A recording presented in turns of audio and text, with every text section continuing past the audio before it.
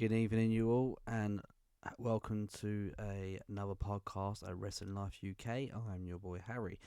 We had an outstanding pay per view we had yesterday. We started off with Lio Rush, the AEW top flight superstar, Lio Rush versus Barbero, the CML superstar.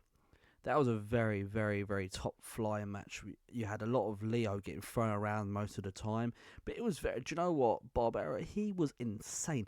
I never knew a guy that, not in a horrible way, but that big, who was absolutely fantastic. He was very, very high flying. He was very, very going over the corners. He was over the top ropes. He was insane. And Leo Rush, without doubt, one of the best high flyers I've seen in a very long time. For the last 10 years, I've seen him wrestle. That frog splash he hit was just superb. But that's how he took the pinfall. So he got through to the he went through for the semi-finals to a final. Then you had I don't know how this went, but then I had Kid Lycos versus Kid Lycos 2. That match there, I was a bit tensy of what's going to happen between that match because them two are two best friends, and it was just very, very weird to see them both against each other as they're both the Lycos gym. But it was just great. I just loved the match there. It was just great to see them both. But then I thought that Kid Lycos was turning a bit heely, to be honest, because he was a bit torturing him, kicking him in the head for no reason. But then that's what it was. That's how you got to do sometimes in opponents. Then you had Robbie X versus AEW Top Flight again, which is Dante Martin. Dante Martin, without doubt, was insane. He was just great to see him wrestle as outside the AEW, but he loved the Revolution Pro Wrestlers fans. But then you had Robbie X. Robbie X never fails the fans. He never fails the fans. He does as his best, and he is the superstar now, and he's just insanely well. But Dante Martin took the pin on there by hitting the splash on him. But you can see the disappointment face that Robbie X is doing now that he don't look as impressed for what he did in that performance. And he said to the referee as well about what happened in that match. But the thing is, you got to just take it and give it, because one day you ain't going to give up. You're still so young though, Robbie. That's what you got to understand, my friend. You're still so young and you got more potential in your future as well. And I think, to be honest, I can see you as one of the next champions of the future as well ahead.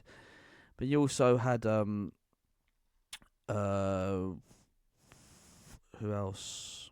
The one and only Cameron Kai versus Robbie Eagle. Cameron Kai, very, very underdog. I love him, and I was so impressed with how he performed in that match. But then you had Robbie Eagle. Robbie Eagle's from the New Japan.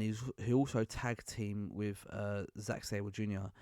He never failed the fans as well. He was he was just abusing the fans, to be honest. He threw a guy's phone. This guy was moaning about how he was getting bored in the match, so he got his arse out and slapped it. It was a bit of a Robbie, oi, oi, oi, Aussie, oi, oi, like one of them ones. And then Cameron Kai, and he was Cameron Kai. You could see as well with Leighton Buzzin as well that he was just supporting so well with Cameron Kai. And I like that Leighton's actually really supportive of him as well, with his style vitality, with the way he's bringing into the wrestling as well, as Leighton brings the style wrestling with Cameron, so he's kind of training him as well at the same time. But it was just great to see them both perform. But Cameron Kai took the win on that one, and it was just great. So you had Lio Rush, Dante Martin, Cameron Kai, and Kid Lycos too. But then after the second half finished, we had kicked off with the main event. We had JJ Gal versus the insanely Spanish high flyer Zazawa. That match was so exciting to watch, because these two were just in the air everywhere, and it was just the drop kicks, the flooring, the twisting, the splashing, the flips. They were just both doing it. It was just so exciting watching these both two. But the thing is, I don't realise how stocky these two are as well, as they're both so high flying as well, and they're both in mid airs and stuff like that. They're both really built wrestlers. But I think that match there, 1,000,000%, if I had to rate it out of 10 out of 10, I'll say I'd give it a 9 because I wish it was more longer, to be honest. But you can't complain about how long the matches are. But it was great to see these two versus each other. And I was looking forward for these matches, these two. But I'd love to see more of these two back together again as a rematch or as a tag team. That would be good. But then you kicked it off again with Luke Jacobs, the Revolution Pro wrestler, Revolution Pro champion, versus One Call Maiders. And then I'll tell you what, One Call, I never seen him wrestle, and he's from the GCW, and he was very heely. He was hating the fans. This American guy, American cowboy, he was insane, and he was very. I said before, I did say that Luke could get challenged in this match, and he was very challenged in. The clotheslines he couldn't hit as much as he could. The powerbombs he couldn't take as much. But One Called, he was so good in that match, and he very challenged Luke. But no one can beat Luke because he's up there and he's above another level. That's what he is. He is so talented, and it's just great to have a wrestler like Luke Jacobs in this industry, in this country, in the Revolution Pro Wrestling, because he is such a good, talented wrestler. And then we had the final of the J Cup, which was Kid Lycos 2, Leo Rush, Cameron Kai, and who else I forget? Dante Mine. My apologies, Dante. Yeah, it was very, very good. But when Cameron Kai come out first, he got attacked by Will Caven, which is the cruiserweight champion. He attacked him and then got the stick off. Leighton Buzzard started hitting the stick on Cameron. Why he had a bad knee after that match as well. And he then had Lycos 2, Rush and Martin both all come out and basically defended Cameron, said basically go away to Caven, saying this is our match, you had your opportunity, this is our opportunity. And then they then performed each other, and Cameron, because I think his injury in his knee, he had to go somehow, so he got pinned. Then you had Lycos 2 got pinned, and then you was between the two top flights, both against each other.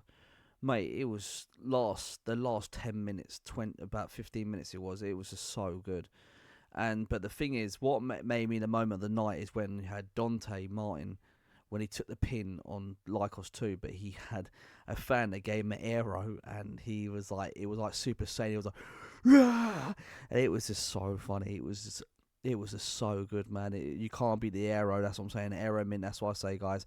But that match was 10 out of 10. It was so great. And I tell you what, hats down to Andy for doing that tournament, because I was very, very, not to say I wasn't keen on the tournament, but I wasn't keen on the cards. But the cards was very, very good, on the way they performed, the way they put it out, the way they did it.